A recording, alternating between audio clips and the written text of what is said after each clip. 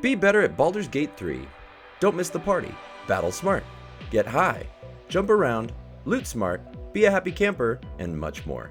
Baldur's Gate 3 is a massive, complex, and incredibly fun game. When you first start playing, all the gameplay elements that are thrown at you can feel rather intimidating. My first few hours were quite punishing, largely because I had no idea what was going on with what seemed like an overwhelming amount of game mechanics and buttons to press. I made a lot of mistakes and learned a lot of things in my first 40+ hours of playing. Whether you're playing on PC, PS5, or you're way in the future playing on an Xbox, I've compiled a list of the best tips and tricks I've encountered so far to save you some time and make you a better player. Welcome to Gameless Plus, my name is Josh, and these are the top 10 Baldur's Gate 3 tips to elevate your game. Now, there are more than 10 tips here, but I've categorized them into 10 sections. Starting at number 10. Don't miss the party. Although the story is still playing out in a fun way for me, even though I initially missed one of the main characters, here's a quick breakdown of where to find the main allies in the game. The coordinates are shown on screen, so you can go right to where they are. Shadowheart is on the beach, right at the beginning of the game. Asterion is past the wreckage of the Nautiloid. Gale is along the roadside cliffs in the ancient sigil. Lizelle is held captive by tieflings north of that spot by the ruins. Will can be found in the training area of Emerald Grove. And finally, Karlach is west of Emerald Grove, just south of the Rises Road. Strategically speaking, Shadowheart is an essential character for your playthrough. She's a cleric, and that is in many ways the most powerful class. She can do so much. Keep in mind when you play, you can get as many characters as you want. They will join at the same level as your party, so you can swap out and change party members whenever you like. At number 9, battle smart, get high. One of the first things that got me killed a lot at the beginning was lack of planning. Don't run into battles outright.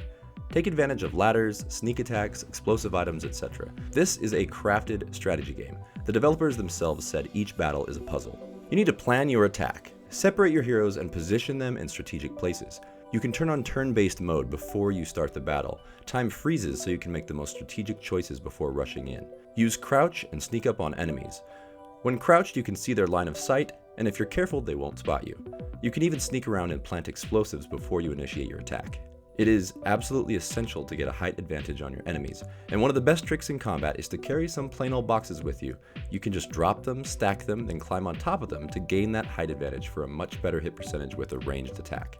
This is a great trick if there's nothing else to climb up on. You'll see the little symbol indicating that you have a height advantage. Use it. I always keep boxes in my ranger's inventory. Another great thing to do is just jump around. Jumping is such an essential, and it gives you so much more range to your regular movement. Jump, then move. Another important thing to do is just make sure and equip a bow and arrow for everyone in the party, so they all have some kind of ranged option. While on the subject of equipping, make sure you don't have anything equipped on anyone that they don't have proficiency for. It may look cool, but it is hurting your game. Another thing you may not have realized that you can do is examine your enemies. It will show you weaknesses or strengths. This will help you a lot across the board. Just read the details and your life will be a lot easier. A big factor that I wasn't paying attention to is play order. Pay attention to your play order. Try to focus your attacks on the next enemy who's going to attack you. You might just kill them before they get the chance. Select whatever attack you're going to use, and on PC you can just drag the mouse over the character's face to see if you can actually use it, or on console you can just go left or right with your D-pad. Select which enemy you want to attack and you'll see the best possible options. Something else I really just didn't realize is that you don't have to go in play order. If your turns are right next to each other, you can just choose the best option. This factor alone changes up your advantage in battle a lot. You can buff one character before you use the other one for an attack. It's great. Another thing to keep in mind is to always use your actions, and use your bonus actions. Don't waste them. If you can shove somebody at the end of your turn, why not? I was playing against one of the first bosses in the game and shoved him on the second turn and he went flying into a pit, and the rest of the battle was a cinch. Use doors. Doors are essential to use in battle. Not only do they act as a funnel to limit the amount of enemies that can attack you at once, but you can also close doors to break the line of sight at the end of your turn, forcing the enemy to get the door open again to get through to you. It also slows them down a lot in the process and stops ranged attacks. At number 8, use spells well. Make sure you use your spells properly. There are spells that you can activate before you start the battle, things like Aid, Longstrider, and Mage Armor, for example. Also, if any of your characters have summons, make sure to summon them before you start the battle. Another thing that I didn't realize is concentration spells can only be used one at a time. I made the mistake of casting concentration spells repeatedly, not realizing you can only have one active at a time. Another thing to keep in mind is that if you have a spell that's active and you need it to be gone, you can cancel it by clicking the cancel button next to your character's face. At number 7, loot smart. One of the most essential things is just being able to see what you can loot. Holding down the Alt key on PC shows you things that you can grab. On console, you'll just press down on the right analog stick. This will highlight the items and what is explorable. If it has an asterisk, it means it hasn't been looted yet. If it doesn't have an asterisk, it means that there's something there but you didn't take it. And if it says empty, it means, guess what, it's empty. When you click on a chest or a bad guy that has some items, you can just press spacebar or triangle or Y on console. Another thing that you should keep in mind with looting is always keep a shovel on you, so you can always dig up treasure chests. As you walk around, you will see moments where it says perception check failed. Pull out that shovel anyway and just dig around. You will probably still find some treasure. If you come across a chest that is locked and you don't have a lockpick, just pick up the chest and take it with you. Remember how I told you to stack boxes earlier? Well, you can also stack boxes to reach higher areas that you previously couldn't reach to get more loot. At number 6, organize your collection. You can organize your collection by grabbing bags that would just be sitting around and keep them in your inventory for various categories of items. A very helpful thing is to use the filters in your inventory by clicking the sort buttons. You can sort by type, weight, and by most recently used. These are essentials with inventory management and will save you a ton of time. Another good thing to do is just spread out your inventory amongst your different party members, and make sure to send camping supplies back to camp, because why would you carry them around when you can only use them at camp anyway? Another thing to keep in mind is you can mark items to sell as wares, which groups everything together when you go to a vendor. You can then just take the wares and drop them all at once. Easy and quick. At number 5, don't rush. Don't be afraid to change direction. There is so much to do and so much to find and explore. If something is too hard at the level you're at, just move on for now. It's extremely refreshing and you feel very powerful when you come back and obliterate some enemies because you've leveled up. Make sure to read books and notes that you find. They will unlock a variety of side quests. Make sure to explore and take your time. Do your side quests and try to tie up all the loose ends you have in Act 1 before you move on to Act 2. Make sure you activate all the ancient sigils or waypoints. They're fast travel points that you can always use to jump wherever. You don't actually have to go to one to jump to the other. You can go at any time from the map. If you don't explore each area thoroughly, you might miss a waypoint that was right around the corner. I did that a few times and I was kicking myself for not walking a little further to open up that part of the map. At number 4, save yourself. This one may seem obvious, but make sure you quick save often. Just do it. It's a good idea to quick save after you do a bunch of looting, after a long dialogue with a character, right before you start a battle, or anytime you feel like you may regret the next decision you make. Trust me, I learned this lesson the hard way. The autosave in this game is there, but with so many branching paths and options, saving the game yourself is definitely your best bet. Autosave generally only happens before moments the game decides are important, so save yourself a headache. On PC you just press the F5 key on your keyboard. On console you just press the start button and then triangle or Y.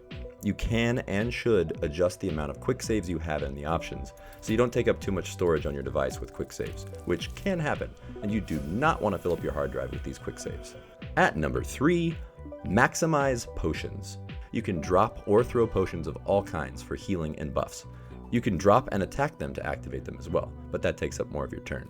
If you switch to turn-based mode at the start of your battle, you can throw the item at the feet of your allies to break them and help, but don't throw the items directly at your ally, or you will damage them first. It should also be noted that throwing a potion at the ground that has a status effect like fire or water will negate it. Regular ground only for this one. At number 2, be a happy camper and converse carefully. You should camp fairly often in this game. There is no shame in recharging so you can use all your spells and abilities and you have everything full.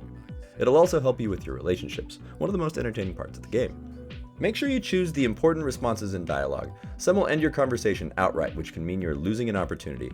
You will not necessarily get to use all those dialogue choices, so really think about the reactions you may get from what you say.